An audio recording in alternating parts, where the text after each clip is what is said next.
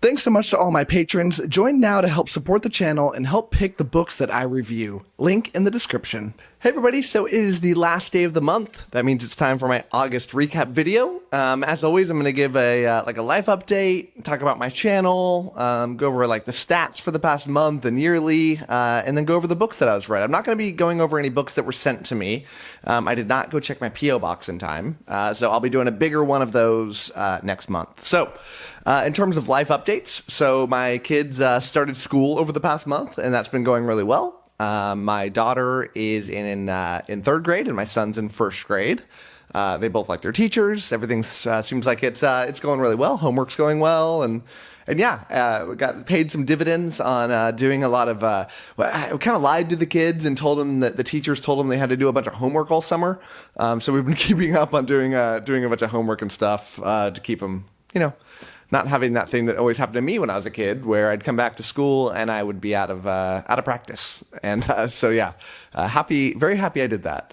The California legislature, which is where I work, I'm a chief of staff to a politician, is almost done for their session. So that's exciting. I'm a chief of staff, so I work both kind of in the district office and at the Capitol office. And so what happens to a lot of people is the legislative session ends and then they kind of take it easy for the rest of the year. Not me, because I am then going to be kind of focused on ramping up things in the district office, and then it's campaign season, trying to get the member reelected. So yeah, a little less busy in one office and a little more busy in the other. So yeah, that's coming up for me. My soccer team that I've talked about a lot. So I coach my daughter's soccer team. It's essentially the same girls for 4 years in a row, which is awesome. It's so fun. It's become one of my favorite things that I do in my life is coaching those girls, because they're all best friends and all the parents are friends, and it's really fun to watch them kind of grow and learn and have a really fun time. But because it's the same team and none of the girls want to leave to competitive because they're all friends with each other, and a lot of them should be in competitive at this point, the team's really, really good. And so we won so much last year that they bumped us up an age bracket. So they're third graders, but they play against only fourth graders now. But so far so good. We played one game, we won 2-1. And so yeah, things are going well. And yeah, really, really fun stuff. I have, I've never mentioned this before, but since I started the channel, I put on a little bit of weight, not a ton, but I've decided to kind of shift that around and made some dietary changes. Mostly, I was doing a lot of snacking at night, so I cut that out. I'll have a piece of fruit or something at night, and then I'm doing this crazy innovative thing that where as soon as I get full from eating, I stop eating, even if I have a lot of food left. And so just those two things alone, I've lost almost 20 pounds in the past month, which is pretty crazy. So I'm back down to kind of the weight that I wanted to be at. So that's cool. Unfortunately, though, I bought a bunch of clothes for work at the peak of my weight, and now they don't fit. And so yeah, I feel like I wasted a lot of money on clothes, but you know what? It's good. I'm also changing, eating a lot less red meat. My mom had struggled with heart disease. I have heart disease. My grandpa died on my mom's side from heart disease. My mom, when she was not much older than I, had to get heart surgery. Even though she was extremely healthy in her life and played tennis every day, and it just runs in the family. And so my brother and I have always, ever since then, kept really close track of our cholesterol and making sure our heart's healthy. And I've always known kind of I should probably not eat as much red meat. So I've only eaten it a couple times this month, but I'm doing a lot more chickens and fish, and then doing some vegetarian food because my whole family's vegetarian except for me. So yeah, that's been going really well. So I'm really happy about the health side of things. Tomorrow, when this comes out, it'll be the night before. But about to go out to surprise my kids and take them to the water park. They have a night slide next to my house. So they turn on the lights. It's this really fun water park, but never done it at nighttime. So that'll be a blast. Really, really looking forward to that. And then, and yeah, I think that's about it. If I seem very tired, I am. I just got back from a meeting where, I mentioned I work in politics. I'm also involved in local politics. where I'm one of the kind of leaders of the political party locally, and I had to be in charge. I've always been in charge of the endorsements and the elections. And so tonight was the endorsements meeting, and I had to run it and make sure everybody was following Robert's Rules of Order and like super on track of all these spreadsheets and trying to make sure everybody's voting the right way. And so, yeah, exhausting. So, yeah, if I seem a little off, that's why. So moving on from life stuff, Discord server continues to grow. I would love you to hang out there. I hang out there a lot, and it'd be awesome to have you around whenever I'm free. I'm chatting with people, and we've got a lot of people over there, over 3,100 people now. And so, yeah, it's where kind of the community hangs out when we're not hanging out on this making videos and talking in the comments here. Love you to join. Every month we do a buddy read. This past month we did Elder Race by 𝐸𝐭𝐳 𝐸𝐿𝐻𝐿𝐽, which was cool because it was like the shortest book we've ever done. So we did it in much shorter amount of time, and so that was a nice kind of change because we've done a lot of big books that have lasted a long time. People kind of fall off towards the end of it sometimes, but this time it was easy to kind of keep everybody there because it was so short. And in tomorrow's video, in the TBR, I'll be announcing what the book is going to be. But last time I checked, we do a vote on Discord on what we're going to read, and it was a tie last time I checked. There was like 40 votes for 2 different books. So you'll find out tomorrow when that happens. So let's go over some stats. So this past month I read 9 books, which is about 50. So far for this year, This month I read about 5,800 pages. This year I've read about 38,000. I'm up to 69 books done this year. Nice. My average score for this year is 3.77 out of 5. My views this month was 107,000. My hours watched was a little over 10,000, and my subs was about 750. The number one video for this month, once again, was my was a video I made like a year and a half ago on how to get ebooks for free, and I've got about 12,000 views. My number 2 was a review of the book Bastion, which got about 8,000 views, which is way higher than a normal review video. Normally my review videos get a few thousand views, but this got a lot more. And my third biggest video was the next in my top 100 list. I did 30 to 21, and that got about 7,000 views. So let's talk about the books. The first books I read was Blood of the Mantis. This is the third book in the Shadow of the App series by 𝐸𝐭𝐳 𝐸𝐿𝐻𝐿𝐽. I did not give a prediction score because I had actually finished it before the month started because I was reading things a little bit quickly, so I didn't want... For the TBR contest, I didn't want to tell you what I thought because I already knew what I'd score it. But I ended up scoring it 4 out of 5 stars. I liked it a lot. It's hard for me sometimes to give a score when I'm comparing the books, not necessarily to like all the books I've ever read, but books within the series. And the second book in this series, which was, what's it called? I forgot what the second one was called. But the second one was so good that it's hard for me to give this one like that high of a score because it was like the second one had so much action, these major siege sequences, and for this one to kind of take the pedal off and slow things down and do more character stuff, it didn't grab me as much. I felt like the world is still building, things are going really well. I love the writing of 𝐸𝐭𝐳 𝐸𝐿𝐻𝐿𝐽. It really speaks to me. Love 𝐸𝐭𝐳 𝐸𝐿𝐻𝐿𝐽 as a writer, and you'll find that out because I read 3 Tchaikovsky books this month, which is kind of nuts. But yeah, this. I love 𝐸𝐿𝐻𝐿𝐽 as a writer. I love his fantasy, especially. I think he's only written this series and maybe one other smaller series, I think, or maybe like individual books in fantasy, but he's mostly a sci-fi guy now.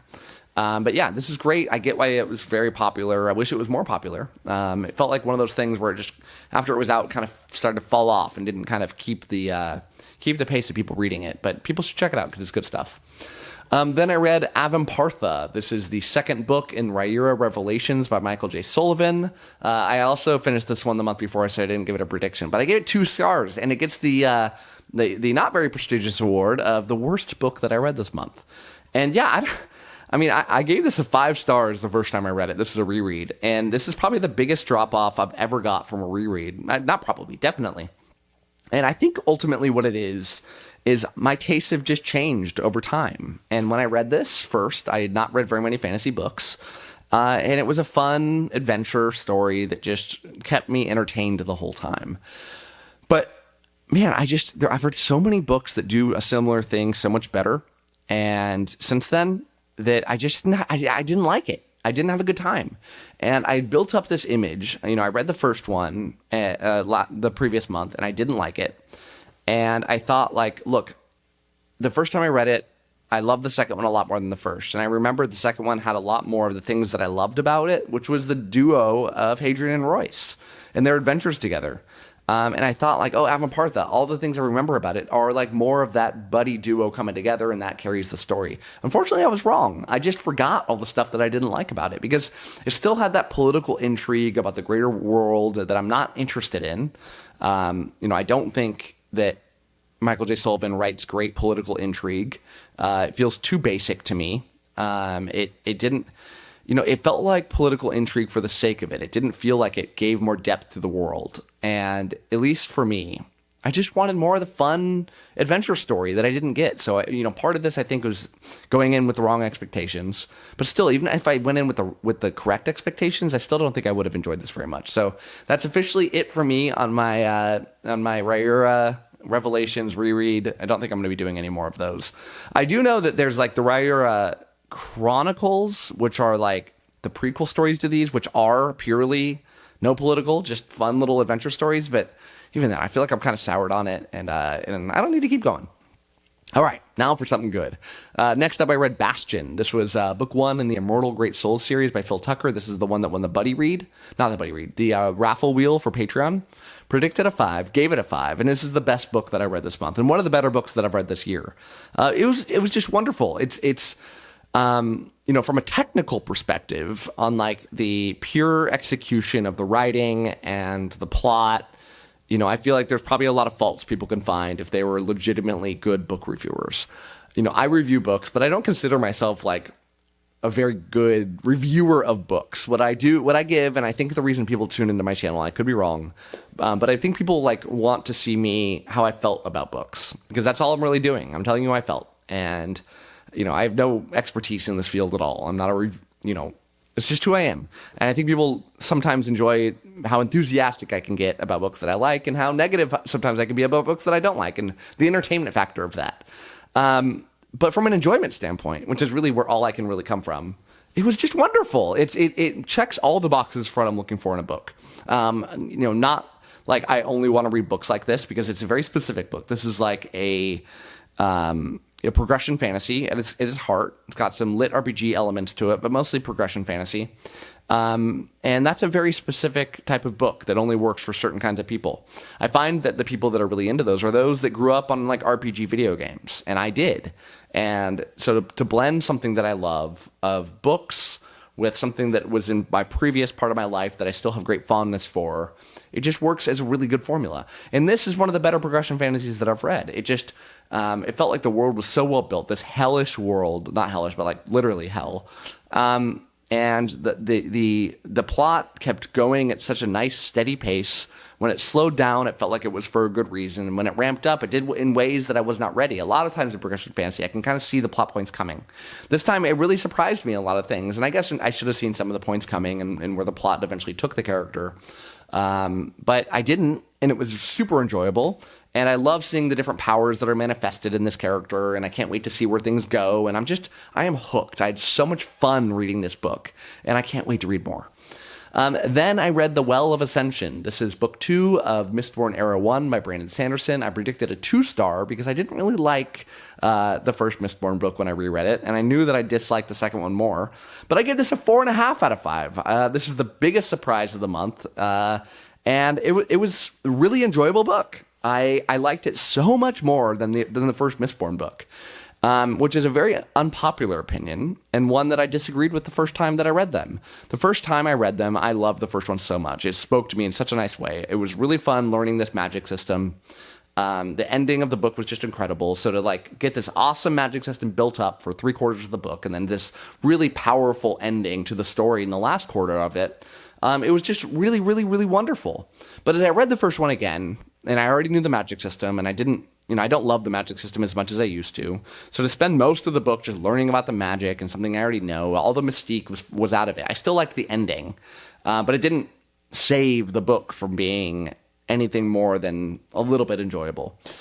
This one took out all the things I didn't like. Took out all the learning about the magic, took out all that stuff, and what it substituted in was a lot of political intrigue, which is something that I've always really enjoyed in my books. The plot punched. I loved the back parts of these books as well. The epilogue itself had a revelation, which is one of the better revelations that I've ever read in a fantasy story, and I still maintain that. And, you know, I kind of forgot that the revelation we got at the end of this was in book 2 and not book 3.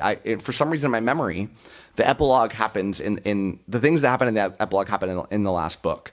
And so, God, it's so good. It's so well done.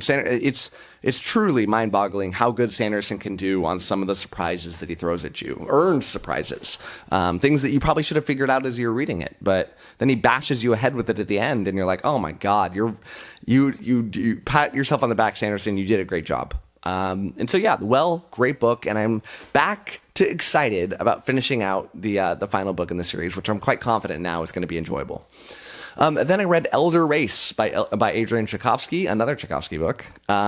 This was a very short novella, standalone, which should tell you why I didn't super love this book, because I'm not really into those kind of stories.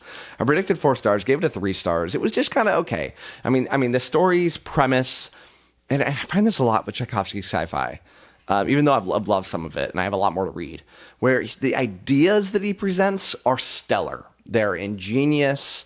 They're things that I feel like almost every other author would never have, you know, even close to the ability to pull off the thoughts that he is able to put on the page. But sometimes the plots get lost a little bit, and he gets too caught up in the details of the science, and it loses out on the progressing the story along in a really enjoyable arc. And that's the definition of what happened here. I mean, to get this bouncing back story where you get half of the book told from the perspective of this person that wakes up, or this person that their world is going through trauma, and they have to rely on this watcher that is there from Earth's homeworld that is now there to, you know, usher in and watch over the descendants of Earth, and bouncing back and forth between these two characters that are so different but kind of need each other and are finding out about each other was really enjoyable. But just the idea was fun to me, and it's so good that it gave me at least some positive things to say about the book. I think if this wasn't a novella, I would have liked it even less. But the fact that it was so short, I'm able to kind of focus on some of those positives. But yeah, the plot just didn't ever grab me, and yeah, I ended up just feel like there was a lot of missed potential here. Speaking of books that I gave 3 stars, I also gave 3 stars to The Garden of Stones. This is book 1 of The Echoes of Empire by Mark T. Barnes. This is a book that somebody had got me to read because they won the TBR contest twice. I predicted 3, I gave it a 3, so at least I predicted it right. But the reason I gave it a 3 is different than I would have ever thought. I oftentimes predict a 3 on books that I've never heard of before. It's just something that I often find I end up feeling about them. But in this one, I feel so conflicted about it, because I just to be honest with you, I was so confused through so many large portions of this book.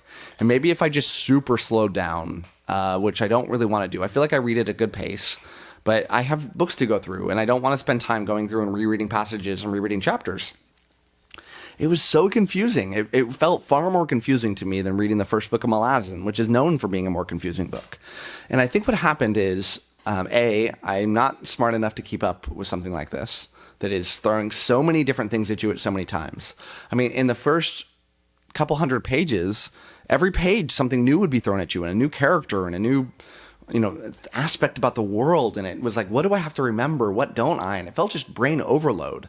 I feel like I did with Malazan, if I was able to slow down and read along with somebody that's gone through it, that could walk me through things. In Malazan, I had like podcasts I could listen to. I had this wonderfully made like PowerPoint presentation that walked through things and helped you understand the world a bit more. And for Malazan, got me hooked to the point where then I didn't need him anymore, and then I was off to the races. But I didn't have any of that, and I was just kind of floundering here. By the end of it, I kind of got where things were going a little bit, but I was so disenchanted with things. But I'm left feeling like there's something really, really, really special there. You know, I even though I read it and I didn't like it, I felt just okay about it. I do want to read it again. At some point in my life, I want to give it the attention I feel like it deserves, really focus on it, because I feel like there's something great here, and I couldn't grasp it, but I want to. And so, but yeah, that's where I'm at on this one. All right, then I read House of Assassins. This is book 2 of the saga of the Forgotten Warrior by Larry Correia. I predicted a 5. I gave it a 5, and this is the second best book that I read this month. This book rocks. This series rocks, and it's just good old fun epic fantasy with a darker tone to it and a really ingenious world.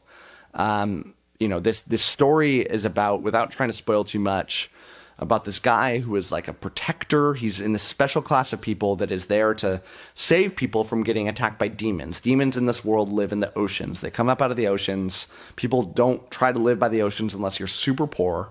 And these people come in and try to save them and drive the demons back into the sea. Really fun concept, especially when you get some lore about the world on why they're there and this greater promise about these huge world events and the upturning of this and trying to stop things and make things right for everybody. But then his world gets shaken up for a big reason, and he has to follow a different path in life. And that brings a lot of conflict for him, and the way that he's seen the world from this very legalistic perspective as essentially being like, judge, jury, and executioner. Now he is seeing the other side of things, and it's great. There's this constant theme, almost overdone at times, of caste system and why it's very bad for society. And I've seen that done a lot in fantasy. It's done very well here. But honestly, at the end of the day, this is just like a badass story with some badass characters doing badass things. And it's just really fun arcs. I mean, I felt like this story was like in many ways, I mentioned it in my review, and I ended up hearing from Larry Correia, who commented saying I was kind of right about it, that this was kind of a side quest book.